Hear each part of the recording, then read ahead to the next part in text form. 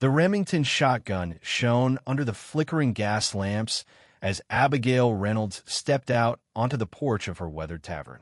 3 rowdy loggers had backed young Lily Hartman into the narrow alley beside the building, their drunken chuckles cutting through the chilly mountain air like splintered wood. But it wasn't the weapon that stopped them cold, it was the sight of Reverend Caldwell's son, standing firm between them and the frightened girl, his clerical collar ripped, a thin line of blood dripping from his busted lip. "Back off from her," Ethan Caldwell's voice boomed, lacking the soft rhythm of his usual Sunday homilies. This was something primal, fierce. The biggest logger hawked a wad of chew and grinned wickedly. "Well, looky here, the preacher's kid thinks he's a tough guy." His hand inched toward his belt knife. "Time to school you on the real world, Bible boy."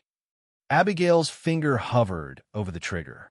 In Silverton, Colorado territory, 1892, a man could get killed for far less than what these brutes had in mind. And despite the town's endless gossip, the sidelong glares, the whispers that hushed when she passed, she wasn't about to let them harm the only man who'd ever seen her as more than a fallen woman. "What happens now?" she called out, her voice steady with a faint southern drawl from her Georgia roots. "Depends on if you're as dumb as you look." The night hung heavy with tension, the question not if blood would spill, but whose. And in that instant, watching Ethan Caldwell hold his ground against overwhelming odds, Abigail Reynolds knew she'd already chosen her side. 3 months earlier, Silverton was just a forgotten logging camp where dreams came to rot. The harsh winter had dragged on for nearly 2 years, turning the surrounding forests into barren slopes scarred by relentless storms. But it was that very hardship that forged unlikely alliances. Ethan Caldwell was hauling supplies through the muddy Main street flour for church wafers, lantern oil, remedies for Widow Jenkins' arthritis when destiny intervened. He turned the corner by Harlan's Mercantile just as Abigail Reynolds backed out the door, arms loaded with a crate of bottles. The crash was unavoidable. Glass shattered on the plank sidewalk, dark bourbon pooling in the dirt. For a split second, they locked eyes amid the mess, the preacher's son and the tavern owner's widow. Something sparked, electric and unspoken. She was striking, sure, but it was the sharp wit in her hazel eyes, mixed with a quiet sorrow, that hooked him. "Sorry about that," Ethan muttered, kneeling to salvage the unbroken bottles. As he helped her up, her hand lingered in his a beat too long. "No harm," Abigail said, her accent softening the words. "Call a sign, maybe." That's when he spotted what else she'd been carrying. Wrapped parcels of bandages, canned goods, tiny boots for kids. He recognized her then from the town's sharp tongues. "Mrs. Reynolds, I didn't know you were." He trailed off, seeing the labels, medicine for the orphan kids at the edge of camp, food for the laid-off loggers' families. Helping out the Larson kids since their pa got crushed in that mill accident. Her smile was edged like a winter gale. Or getting fever drops for the Harlan baby. "Careful, Mr. Caldwell, folks might think you see me as a person." Before he could reply, she was striding away, her skirt swishing over the boards. But she dropped a small packet of cough syrup, labeled for little Timmy Graves, age 7. That evening, as Ethan delivered it to the grave shack on the outskirts, he started questioning everything. The lies about Abigail Reynolds, and worse, the truths about himself. The real puzzle wasn't if she was the sinner his father preached against. It was as if he had the guts to discover who he truly was, beyond the collar and the rules. The thaw hit 2 weeks later, but instead of ease, the melting snow brought chaos. Loggers poured into Silverton, pockets bulging with pay from the booming mills, tempers frayed from grueling shifts. The Rusty Nail Tavern, Abigail's inheritance from her late husband, turned into ground zero for trouble. One stormy night, Ethan saw what the upstanding citizens ignored. 3 loggers had cornered 16-year-old Lily Hartman behind the chapel, their intentions as plain as the fear in her eyes. They stank of rot gut and sweat, hands groping for what wasn't theirs. Ethan didn't hesitate. He charged from the shadows, armed only with fury and faith. Let her go. The loggers wheeled around, faces twisting in mockery. The holy roller wants a piece. The leader drawled, his mustache crusted with grime. What followed shattered Ethan's illusions of his own toughness. The first blow floored him in the slush. The second filled his mouth with copper. He curled up, shielding his head, when the sharp click of a shotgun echoed through the downpour. "Gents," Abigail's voice rang out, honed from managing a bar where weakness meant ruin. She stood at the alley's end, rain matting her chestnut hair, the Remington unwavering. "I reckon the girl wants you elsewhere." The loggers eyed the gun and the woman. Abigail decided for them, blasting a shot into the mud wall inches from the leader's boot. "Next one's in your gut, Hank Dawson." Ethan marveled she knew his name. They slunk off, grumbling threats, but they went. Lily fled home, sobbing in gratitude. Ethan found himself alone in the storm with the woman his father dubbed the devil's temptress. "You could have died," Abigail said, pulling him up. Her touch was firm, expert like she'd patched wounds before. "Brave or stupid?" "Both." Ethan winced as she checked his lip. Something softened in her gaze admiration. "Maybe. Come on, let's fix you up before your flock sees their shepherd looking like he tangled with a bear." Inside the rusty nail, it wasn't the den of vice Ethan expected. Sure, there were whiskey shelves and card tables, but also books stacked high, lace curtains, and a back corner with slates and primers for kids. "You teach them?" he asked, not really questioning. "Someone's gotta," Abigail replied, filling a basin with hot water. "The county promised a teacher last year. Still waiting." She cleaned his cheek with care. "Drink." "I don't." "Coffee," she teased, eyes sparkling. "Though after tonight, you might need the hard stuff."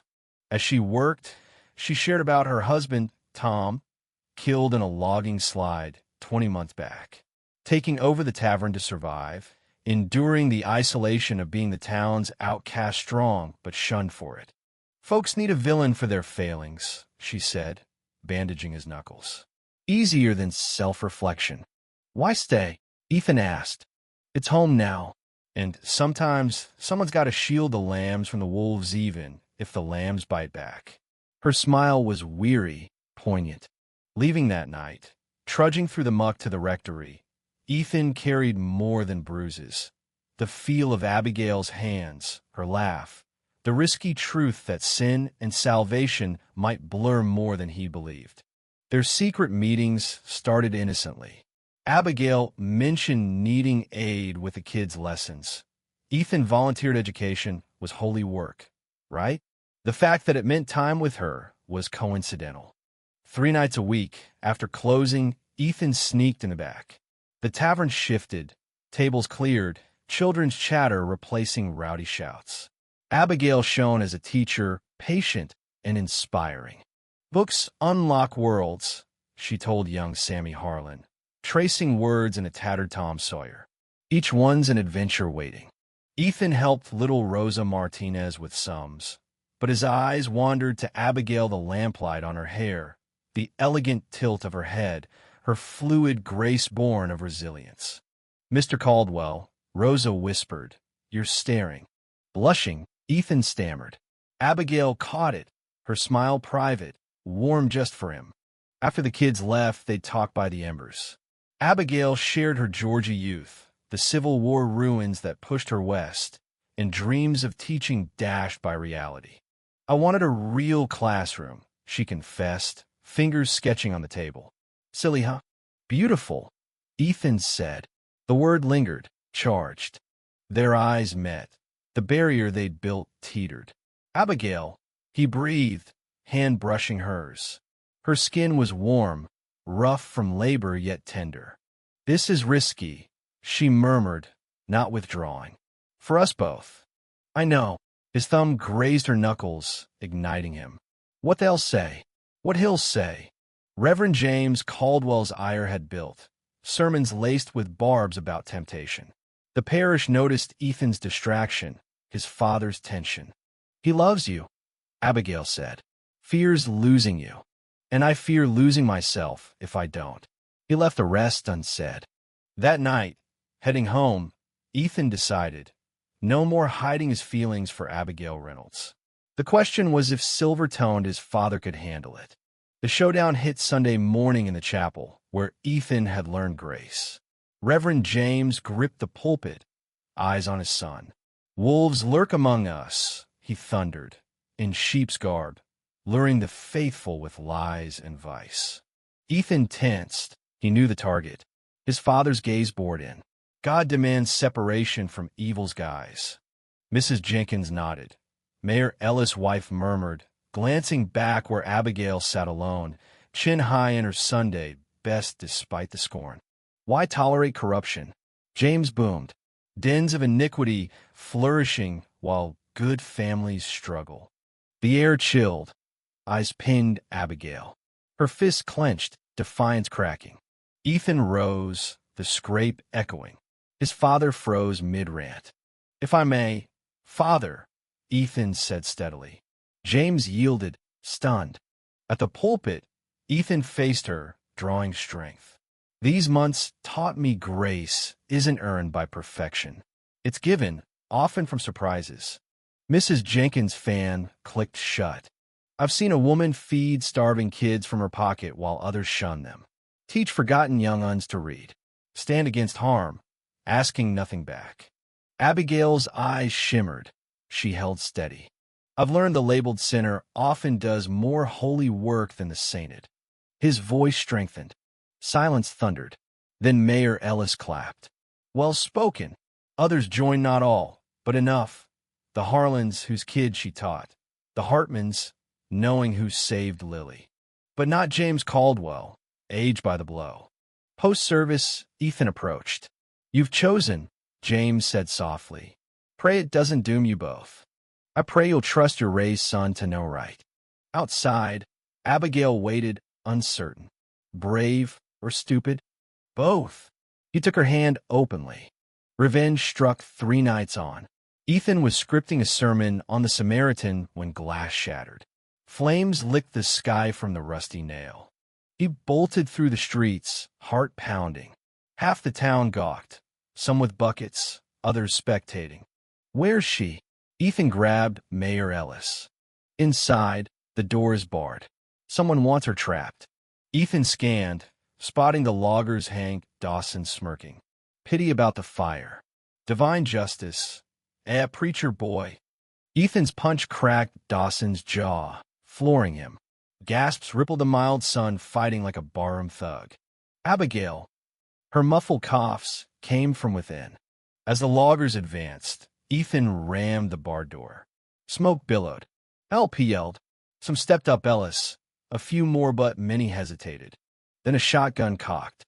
Reverend James stood, aiming at Dawson's crew. "Back off, my son." Dawson reached for his knife. James swung true. "I fought outlaws before you were born. Test me." The bar splintered. Abigail tumbled out, soot-streaked but alive.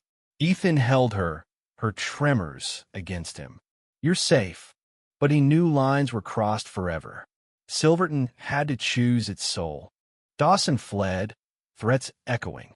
The fire was doused, but scars remained not just structural, but communal. "Thank you," Abigail whispered to James. "Don't yet, daughter. The battle's just begun." Dawn gilded the peaks as Ethan and Abigail sat on the tavern steps, watching the sun rise. "Your pa shocked me," she rasped. "Himself, too. Crises reveal us. The council meets today, talk of shutting me down, running out undesirables." She smiled faintly. "Me and you. I've pondered your church words, grace from surprises. What if we surprised them?" "Ow!" "Marry me, Ethan Caldwell." The words settled, profound. He stared, seeing not just love, but a future. "Abigail, the cost me role, maybe my father. But what we'd build, a proper school, Grace lived a home. The church wouldn't what a barkeep's wife. Then a new ministry. They wed 3 weeks later, Judge Harlan officiating in the backroom school they'd rebuilt. Half attended, bringing gifts and hope. Half boycotted. James stood rearward, stoic. At the vow's end, He didn't cheer, but nodded once recognition, if not embrace. That evening, on their porch the rusty nail, now offering lessons with libations, Finn and Abigail embraced the horizon. "Regrets?" she asked, head on his shoulder. "Only not seeing sooner. Salvation can masquerade as sin, and the true wrong is fearing grace when it stares you down." What do you think was Ethan's choice right? Define tradition for love and justice. Or should he have stuck to the rules? Share your take in the comments below, and let's debate. Where do you stand on grace versus judgment in today's world? Your views could spark a great discussion.